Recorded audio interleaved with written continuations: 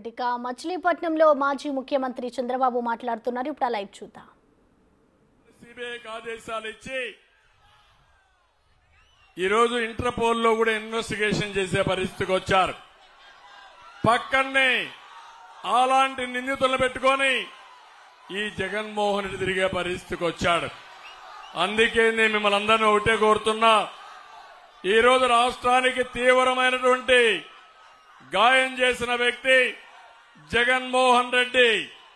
5 ఏళ్లు విధ్వంస అవినీతి రౌడీజంతో రాష్ట్రాన్ని సర్వనాశనం చేశాడు.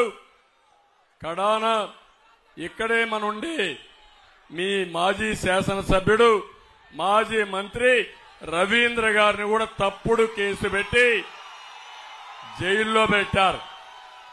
నా జీవితంలో ఎప్పుడూ మరిచిపోలేను. కబద్దార్ నీతుల నాని, గుర్తుపెట్టుకో, ఒక రోజున నీకు కూడా ఇదే జరుగుతుంది అని హెచ్చరిస్తున్నా. అయితే నేను ఈరోజు కోరేది, ఈ రాష్ట్రాన్ని బాగు చేసుకోవాలి, మళ్లీ ఘాటున పెట్టాలి. ఈరోజు నేను దారిలో వస్తా ఉంటే చూశాను, మేమిద్దరం వస్తా ఉంటే యువత అయితే 2 జెండాలు పట్టుకుని పోటీపడి కేరింతలు ఈలలు ఉత్సాహంతో మీరు చేసేది చూస్తా ఉంటే నా జీవితంలో ఎప్పుడూ చూడని ఉత్సాహం ఈరోజు చూస్తున్నా.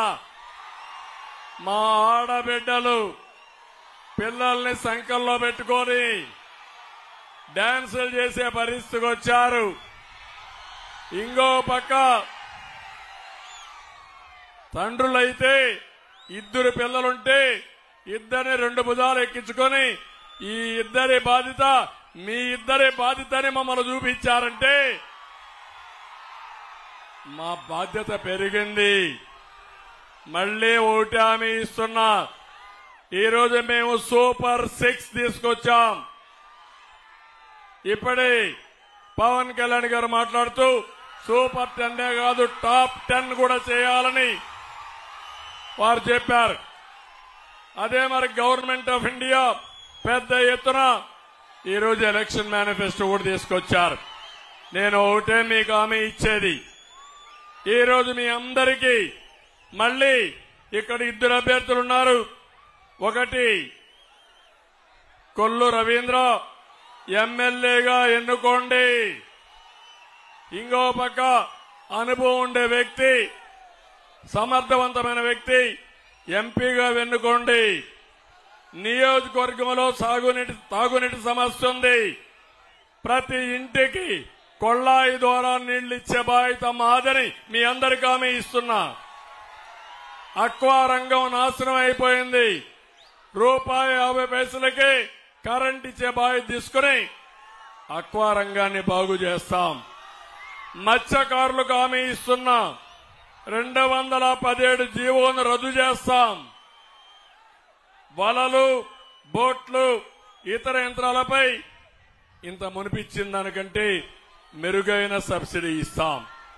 ఇవన్నీ ఇచ్చి ఇంకా ఎప్పటికప్పుడు ఒక సీనియర్ నాయకులు 2 ఉన్నారు, వాళ్ళిద్దరి ప్రమేయంతో మచిలీపట్నానికి పూర్వ వైభవం తీసుకొస్తాం.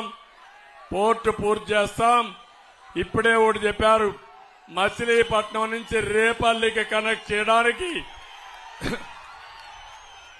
ఒక రైల్వే లైన్ వేస్తే ఇది ఒక సర్క్యూట్ కింద వస్తుంది, మెయిన్ లైన్ కనెక్ట్ అవుతుంది. అది కూడా చేస్తాం. పెనుమోడి వారధి కూడా మనమే చేశాం.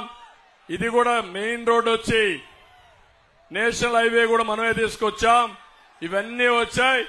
అన్ని పనులు చేసే బాధ్యత మాది, మమ్మల్ని ఆశీర్వదించే బాధ్యత మీది.